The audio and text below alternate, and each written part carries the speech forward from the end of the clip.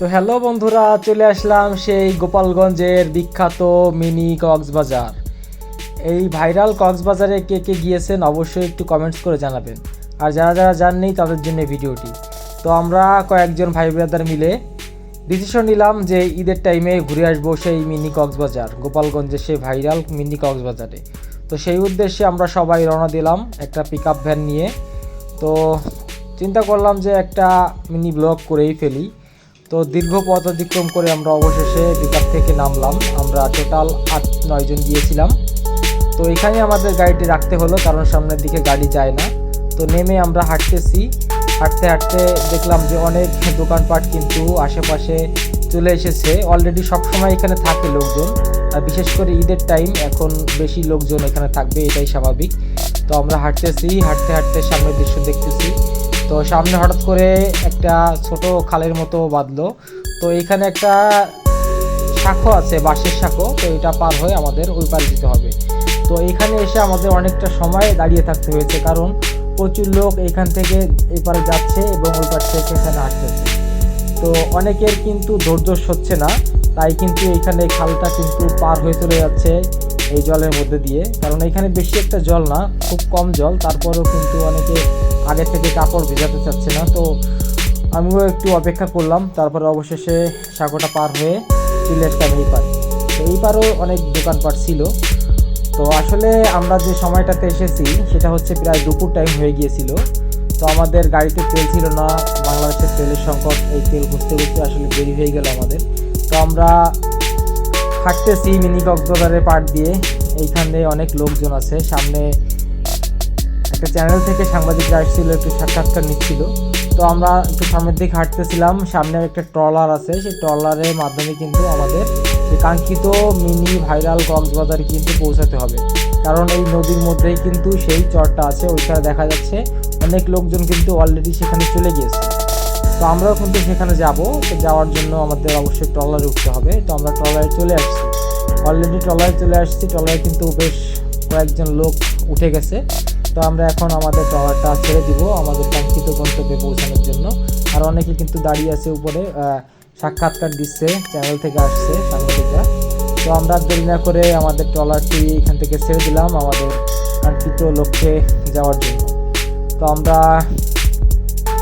অপেক্ষা করতেছি যে কখন আমাদের সেই কাঙ্ক্ষিত লক্ষ্যে গিয়ে আমরা পৌঁছাবো, আমাদের সেই ভাইরাল কক্সবাজার দেখার জন্য। আসলে আমাদের এই গোপালগঞ্জ জেলাতে এই ভাইরাল কক্সবাজারটি অবস্থিত গোপালগঞ্জ এবং নড়াইলের মাঝামাঝি।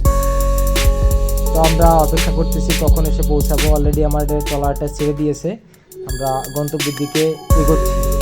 তো আমাদের ভাই ব্রাদার যারা আছে তারা কিন্তু প্রস্তুতি নিচ্ছে এখানে নামার জন্য, কারণ এখানে জলের মধ্যে নামতে হবে। আমি কিন্তু অলরেডি গামছা গায়ে, একটা স্যান্ডো গেঞ্জি গায়ে কিন্তু প্রস্তুত হয়ে বসে আছি যে কখন এখানে আসবো আর কখন এখানে গিয়ে নামবো। তো আমাদের ট্রলারটা চলতেছে, নদীতে প্রচুর স্রোত ছিল, এই স্রোতের কারণে আসলে ট্রলারটা খুব আস্তে আস্তে যাচ্ছে এবং ভাসিয়ে নিয়ে যাচ্ছিল।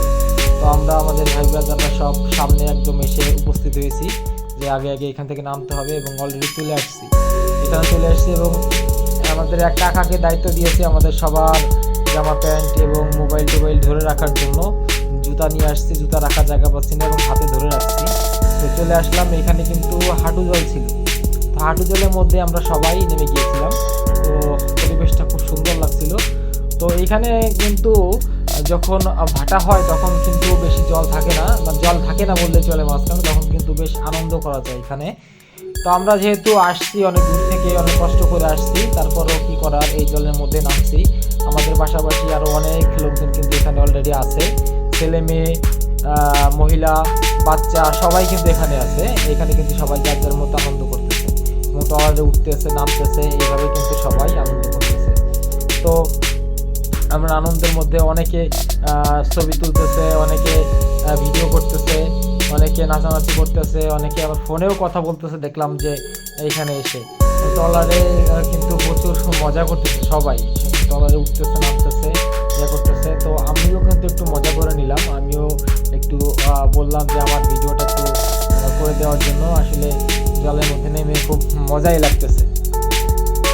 তো আশেপাশে কিন্তু অনেক লোকজন ওদের সাথে আসছে দেখা যাচ্ছে, সবাই সাথে যাচ্ছে, সবাই সাথে যাচ্ছে, সুন্দর একটা পরিবেশ সৃষ্টি হয়েছে। আমি কিন্তু একদম খুব সুন্দর করে ভিডিওটি করতে চেয়েছিলাম আসলে, কিন্তু ক্যামেরাম্যান ঠিকভাবে ক্যামেরা করতে পারেনি। আমি কিন্তু বলতেছিলাম যে আমার চ্যানেলটা সাবস্ক্রাইব করে দেওয়ার জন্য আর বিভিন্ন কথাবার্তা কিন্তু আমি বলতেছিলাম।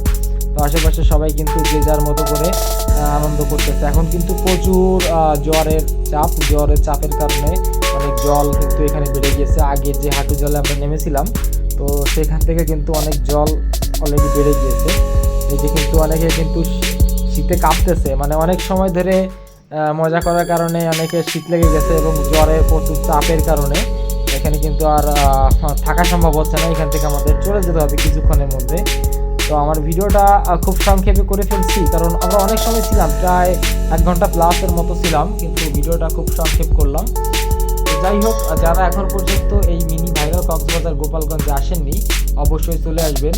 এটা গোপালগঞ্জ জেলায় অবস্থিত, নড়াইল জেলা এবং গোপালগঞ্জ জেলার মাঝামাঝি। তো অবশ্যই সবাই চলে আসবেন, এসে মজা করে যাবেন, দেখে যাবেন যে বাড়ির কাছে মিনি ভাইরাল কক্সবাজারটা আসলে দেখতে কেমন।